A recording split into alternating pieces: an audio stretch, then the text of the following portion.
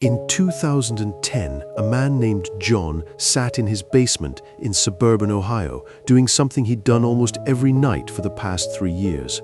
He was downloading images from NASA's public archive, thousands of them. Photos from the Lunar Reconnaissance Orbiter, high-resolution shots of the moon's surface, taken with equipment that cost American taxpayers over $400 million.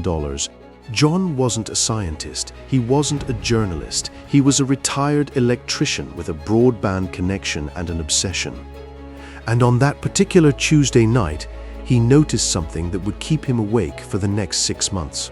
A file he had downloaded 3 weeks earlier, a high-resolution image of a specific crater near the lunar South Pole, was gone. Not moved, not renamed. The URL returned a 404 error. The thumbnail in the index had been replaced with a lower resolution version, and the metadata, the data about the data, had been updated to reflect a different capture date. John checked his own hard drive. He still had the original. He opened both files side by side. They were not the same image. Something had been changed, and he had no idea why. Now, you might be thinking this sounds like the beginning of a conspiracy theory. Some guy in a basement thinks NASA is hiding aliens. But here's what makes this story different. John is not alone. He is one of hundreds, possibly thousands of people around the world who have independently noticed the same pattern over the past 2 decades. Files vanishing from public archives. Images being replaced with lower quality versions. Metadata changing without explanation. And these are not paranoid amateurs sitting in tinfoil hats. Some of them worked inside the system, some of them helped build it. And when they spoke up, their lives changed in ways they never expected. This is not a video about what NASA is hiding. Honestly, I don't know what they're hiding, if anything. This is a video about the people who noticed, the people who saved what they found, and the people who paid a price for refusing to stay quiet. Because whatever you believe about what's in those photos, one thing is undeniable. Some of them are gone, and someone decided to make them disappear. Before we get into the people, you need to understand the system. Because the system is what makes this whole thing so strange. NASA operates one of the largest publicly accessible image archives in the world. It's not some classified vault buried under a mountain in Virginia. It's a website, multiple websites actually. The Planetary Data System, the Astronomy Picture of the Day Archive, the Johnson Space Center Media Gallery, the Lunar and Planetary Institute's collections. Altogether, we're talking about millions of images spanning more than 6 decades of space exploration. Mercury, Gemini, Apollo, Skylab, the Space Shuttle era, the International Space Station, the Mars rovers, the Voyager probes, Cassini, Hubble, James Webb. Every mission that has ever carried a camera has contributed to this archive. And by law, almost all of it is public domain. American taxpayers funded these missions. The images belong to the people. That's not rhetoric. That's the actual legal framework under which NASA operates. And for most of its history, NASA has been remarkably good at living up to that principle. When the Mars rovers send back a new photo, it's often online within hours. When the James Webb Space Telescope captures a new deep-field image, it gets posted with full resolution, full metadata, available for anyone to download, remix, analyze, print on a t-shirt if they want. Scientists use these images for peer-reviewed research. Artists use them for inspiration. Teachers use them in classrooms. The system is genuinely open, and that's exactly why it's so noticeable when something disappears. Think about it this way. If NASA operated like a classified military program, nobody would bat an eye when a file went missing, because nobody would know it existed in the first place. Because the archive is public, because it has indexes and catalogs and search functions, because millions of people browse it every year, when a file vanishes, it leaves a hole. A hole shaped exactly like the thing that used to be there. And holes are very, very hard to hide from people who are paying attention. The first person I want to tell you about is a woman named Donna Hare. And her story starts long before the internet made any of this easy to track. Donna worked at NASA's Johnson Space Center in Houston, Texas through the 1970s and into the 80s. She wasn't an astronaut. She wasn't a flight director. She worked in Building 8 in the photographic laboratory as a design illustrator with a high security clearance. Her job was to work with images, preparing visual materials, technical illustrations, and photographic reproductions for various NASA departments. And according to her own testimony, delivered publicly at the National Press Club in Washington, D.C. in 2001, what she saw in that lab changed the way she understood her employer forever. Donna described a specific moment. She was in a restricted area of the photo lab, a section she had access to because of her clearance level but didn't normally visit. Colleague, a man she'd worked with for years, someone she trusted, called her over to a table where a large mosaic print of an aerial photograph was laid out. It looked like a standard satellite image, the kind she'd seen hundreds of times. But her colleague pointed to one specific section of the print and asked her a question. He asked, "Do you want to see a UFO?" Donna looked at the spot he was pointing to, and there, clearly visible against the terrain below, was a distinct circular shadow, and above it, a round, bright object that didn't match anything in the landscape. She asked him what it was. He said he wasn't sure, but then he told her something that stuck with her for the next 30 years. He told her that it was his job, and the job of others in that department, to airbrush these objects out of photographs before they were released to the public. Donna didn't go public right away. She sat with that information for years. She kept working, she kept her head down, she watched. And over time, she said, she heard similar stories from other colleagues in hushed conversations over coffee, in break rooms, in parking lots after work. Never on the record, never in writing, just quiet admissions from people who had seen things they weren't supposed to talk about. And slowly, the weight of all those quiet admissions became too heavy to carry in silence. Now, let's be clear about something. This is Donna Hare's testimony. It has not been independently verified by NASA. The agency has never confirmed or denied her specific claims. They have never identified the colleague she mentioned. And Donna herself has said that she cannot produce the original photograph because it remained in the restricted section of the lab. What she can produce, and what she did produce, is herself. A real person with a real employment history, with real credentials, standing in front of cameras at the National Press Club, putting her name and face on a claim that most people would be terrified to make. And she's not the only former NASA employee who has done this. I want you to think about what that takes, not whether she's right. Just what it takes to stand up in front of the Washington Press Corps and say, "My former employer is altering photographs before releasing them to the public." The social cost of that is enormous. You become the person who believes in little green men, even if you never said anything about little green men. Your professional reputation takes a hit. Old colleagues stop returning your calls. Your friends look at you differently. And for what? There's no money in it. There's no book deal waiting. There's no fame, not the kind anyone would want. There's just a woman in a blazer at a podium saying what she believes she saw because she decided that staying quiet was worse than speaking up. You might disagree with her conclusions, but you have to reckon with her courage. If you're finding this story as fascinating as I think you are, take a second and hit that subscribe button. Most of the people watching this video haven't subscribed yet, and honestly, I don't blame you. You're waiting to see where this goes, but I promise you we're just getting started. The second person is a man named Ken Johnston, and his story is, in some ways, even more uncomfortable than Donna's, because Ken didn't just work near the photos, he was in charge of them. Ken Johnston served as a civilian consultant and photo lab manager at NASA's Lunar Receiving Laboratory during the Apollo program.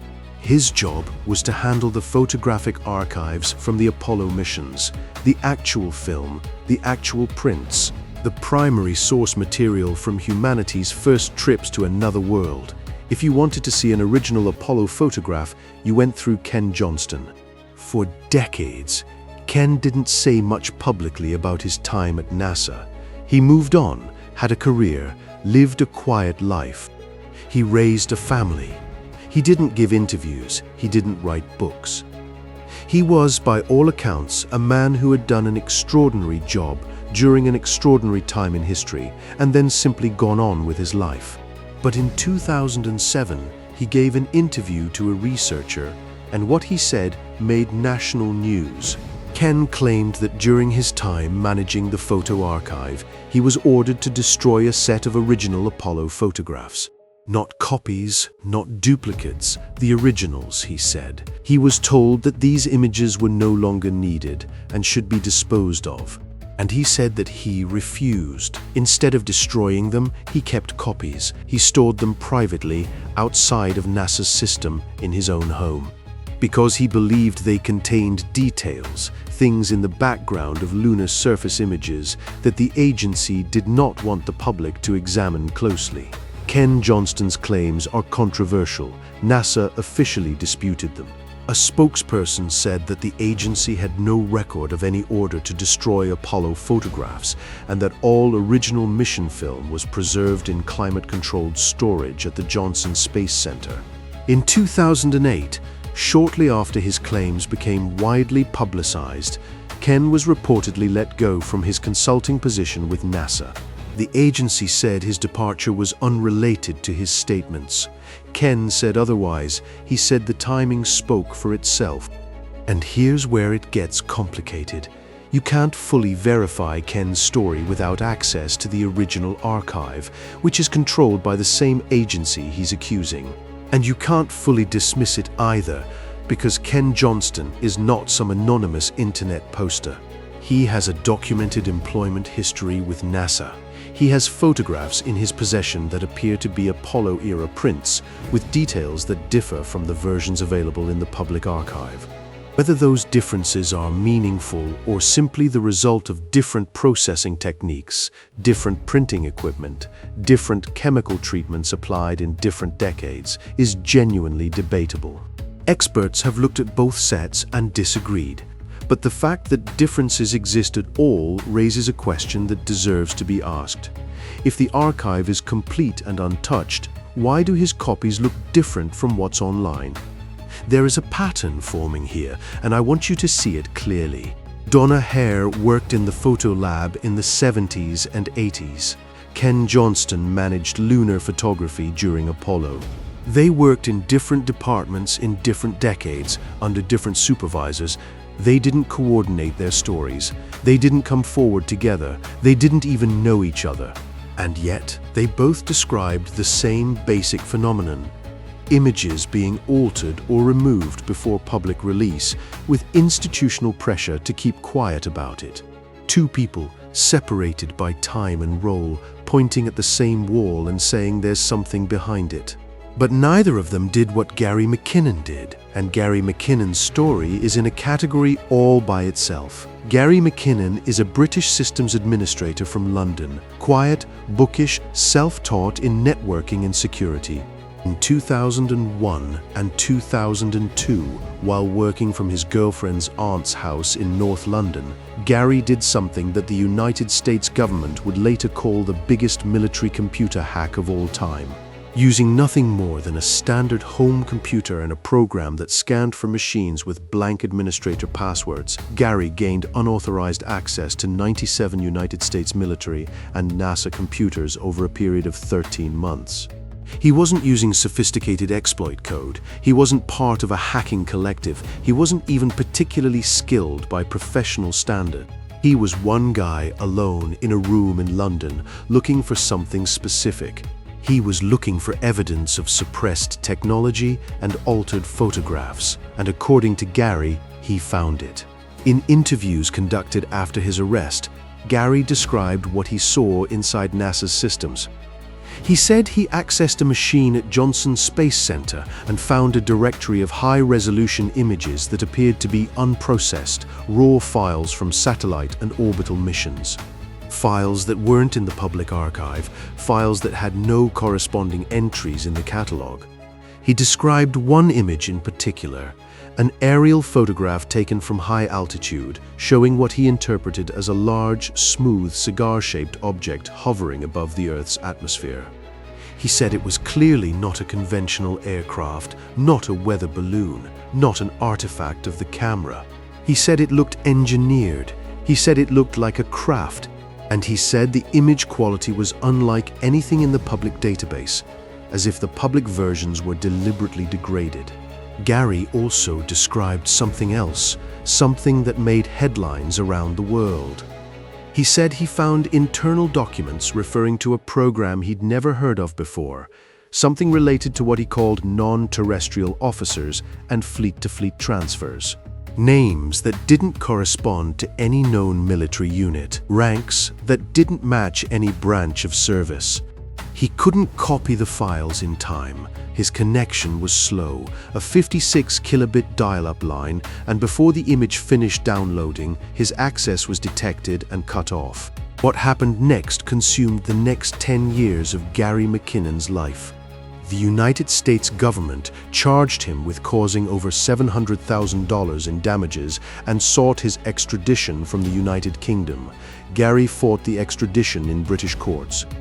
The case became a cause célèbre in the UK, with public figures, politicians, and human rights organizations arguing that extraditing a man with diagnosed Asperger's syndrome to face up to 70 years in an American prison for what amounted to looking through unlocked doors was disproportionate.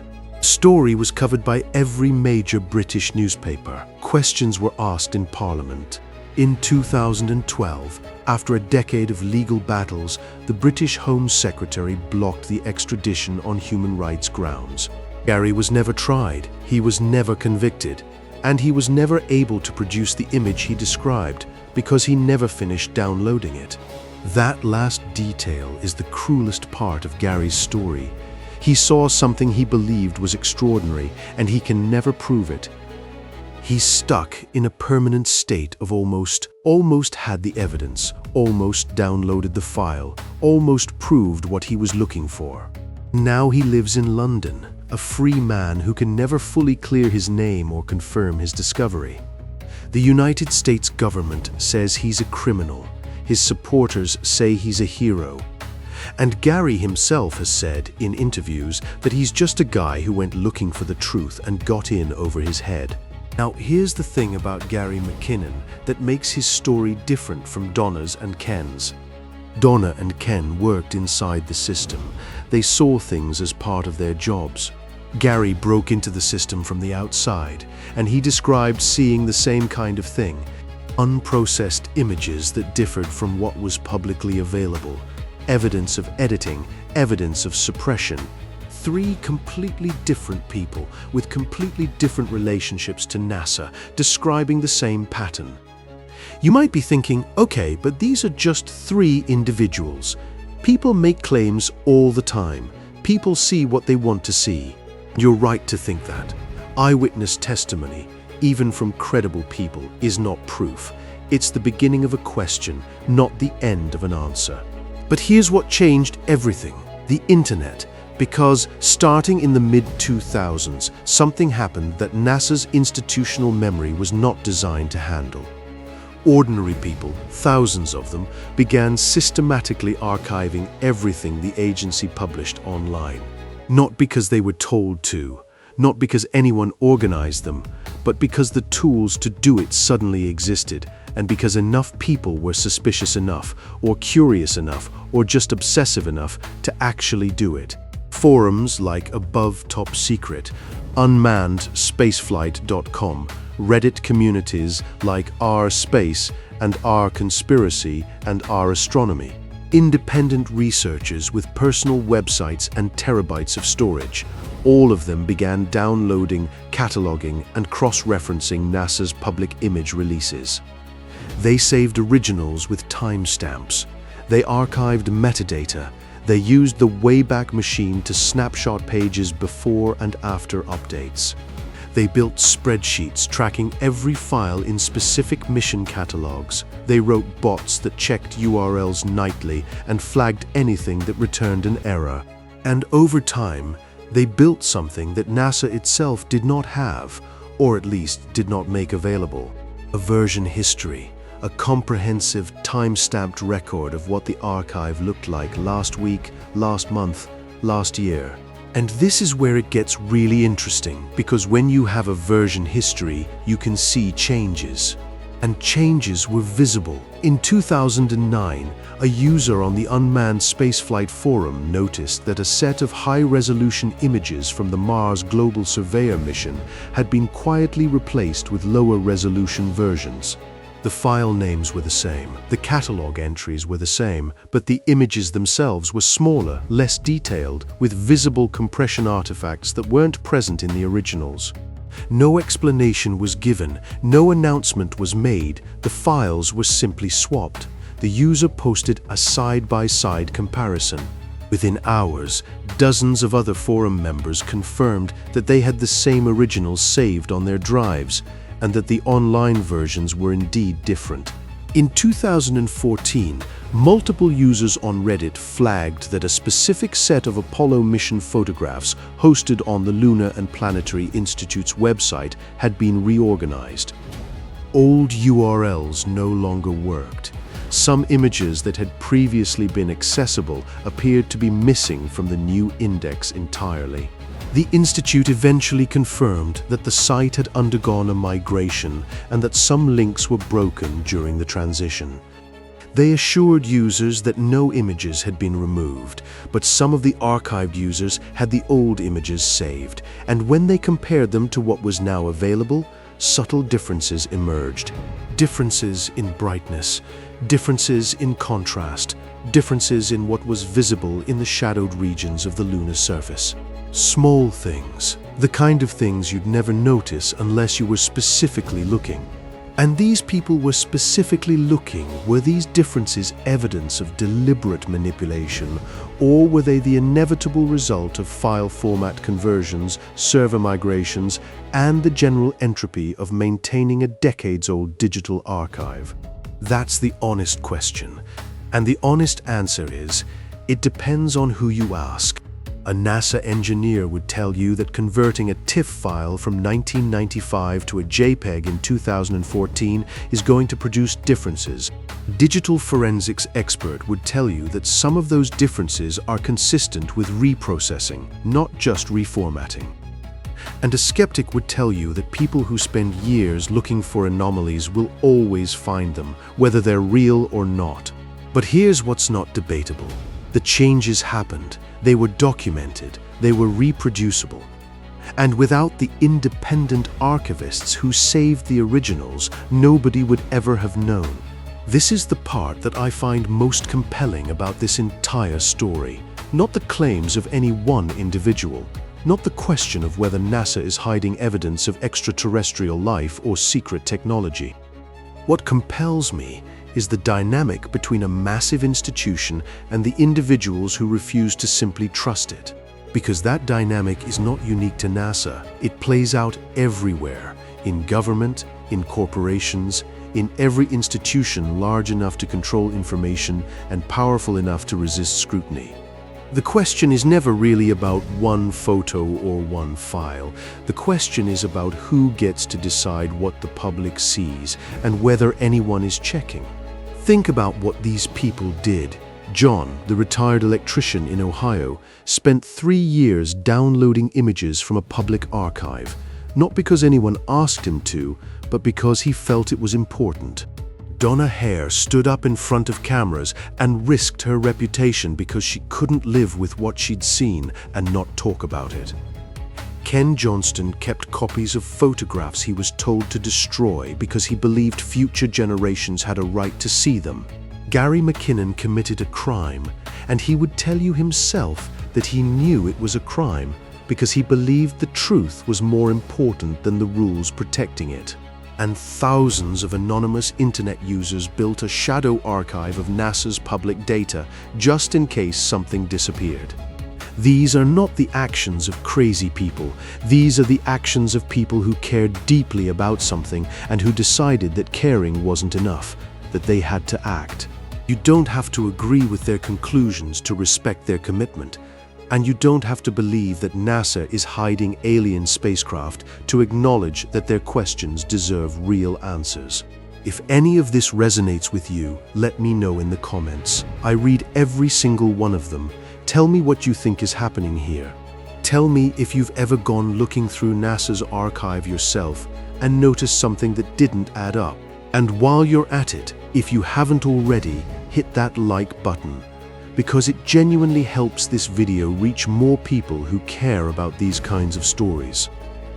Let me tell you about one more case, because I think it ties everything together. In 2016, a group of citizen researchers organized through a Reddit community launched what they called the Lunar Archive Project. Their goal was simple but ambitious. They wanted to download every publicly available Apollo photograph from NASA's servers and store redundant copies across multiple independent locations around the world. Not because they expected anything to disappear, but because they understood something fundamental about digital information that most people don't think about. Digital files are fragile. They depend on servers that someone has to maintain, on formats that someone has to support, on institutions that someone has to fund. A photograph printed on paper and stored in a box can survive a century of neglect. A digital file on a government server can vanish the moment someone decides to reorganize a database, or the moment the budget for that server gets cut, or the moment an intern accidentally runs the wrong script. The Lunar Archive Project was not large. At its peak, maybe 40 or 50 active participants spread across a dozen countries. But they were methodical. They built scripts that crawled NASA's image servers and downloaded files in batches. They logged every URL, every file size, every last modified date. They stored copies on personal hard drives, on cloud services, on physical media shipped to different countries. They created checksums for every file so they could detect even a single byte of change. And over the following 2 years, they documented over a dozen instances where files they had previously downloaded were no longer available at their original URLs. In most cases, the files reappeared eventually, sometimes at new URLs, sometimes in different formats, sometimes weeks or months later. But in a few cases, the originals never came back. They simply vanished from the public internet, and the only copies that remained were on the personal hard drives of private citizens who had had the foresight to save them. NASA's official explanation for these discrepancies has always been the same: server migrations, format updates, routine maintenance. And in most cases, that explanation is probably correct. Large organizations update their web infrastructure all the time. Links break, files get reformatted, databases get restructured. It's not sinister, it's just the reality of managing millions of files across decades of technological change. Anyone who has ever worked in IT knows this. Systems are messy, migrations are painful, things get lost. But here's the thing that the citizen archivists noticed, the thing that keeps them up at night. The changes are never announced. There's no changelog. There's no notification system. There's no version number on the archive that ticks up when something is modified. When NASA reorganizes its image archive, it doesn't send out an email saying, "Hey, we moved these files. Here are the new URLs." It doesn't post a notice on the website saying, "We reprocessed these images. Here's what changed and why." It just happens, silently. And if you weren't paying attention, if you didn't have your own copy, you would never know anything had changed. You would look at the archive as it exists today and assume it had always looked that way. You would trust it completely, and that trust would be based on an assumption that nobody ever verified. And that, more than any single photograph or any single whistleblower's testimony is what this story is really about. It's about the difference between an archive and a living document. An archive is fixed. It's a record of what existed at a specific point in time. It's a promise. This is what was captured. This is what was real. A living document changes. It gets updated, revised, corrected, improved. Both are valuable, but they serve different purposes. And when an institution presents a living document as if it were an archive, when it changes things without noting that they've been changed, it creates a gap. A gap between what was and what is. And in that gap, trust erodes, not because anyone lied, but because no one bothered to explain. The people in this video, Donna and Ken and Gary and John, and the anonymous archivists on Reddit and the members of the Lunar Archive Project, they all found themselves standing in that gap. They all noticed the difference between what they remembered and what was currently available. And they all made the same choice. They chose to say something. They chose to save something. They chose not to walk away and pretend they hadn't noticed. Each of them paid a price for that choice. Some lost jobs, some lost credibility, some faced criminal prosecution. And some simply lost sleep, lying awake at night, wondering if they were paranoid or perceptive. I started this video by telling you about a man in Ohio who noticed a missing file. A small thing, really. One image among millions. A tiny hole in an enormous archive. But here's what I've learned from spending months researching this story.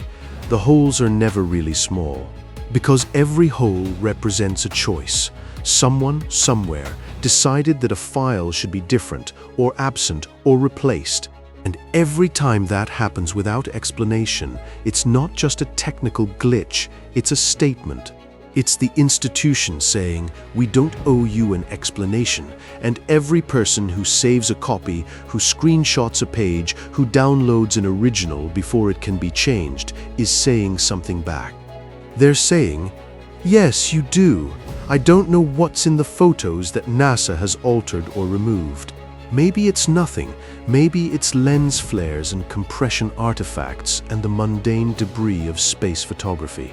Maybe Ken Johnston's copies look different because they were printed on different paper with different chemicals in a different decade. Maybe Donna Hare's colleague was joking when he offered to show her a UFO. Maybe Gary McKinnon saw exactly what he wanted to see on a blurry screen at 3 in the morning on a dial-up connection. All of that is possible, and all of it might be true, but what is not possible, what cannot be explained away, is the pattern itself. The fact that these people exist, the fact that they keep appearing decade after decade from different backgrounds in different countries with different levels of access, all pointing at the same institution and asking the same question. Why did that file change? The answer might be boring. It might be bureaucratic. It might be nothing more than poor record keeping by an underfunded government agency trying to manage more data than any organization in human history. But we don't know that, because no one in a position of authority has ever fully answered the question. And until they do, people like the ones in this video will keep downloading, keep archiving, keep comparing, and keep asking. There's a line I heard once, and I've never been able to find who said it first, so I'll just say it as I remember it. The truth doesn't need defenders, it just needs witnesses. And whatever you think about NASA, whatever you think about the photos, whatever you think about the people who decided that silence was not an option, one thing is clear. There have always been witnesses. There will always be witnesses, because that's what people do when they see something that doesn't add up. They don't forget, they don't move on. They save the file and they wait. Thank you for watching this far. If this video made you think, share it with someone who would find it interesting. And if you want to see more stories like this, stories about the people who notice what they're not supposed to notice, subscribe and hit the bell. I'll see you in the next one.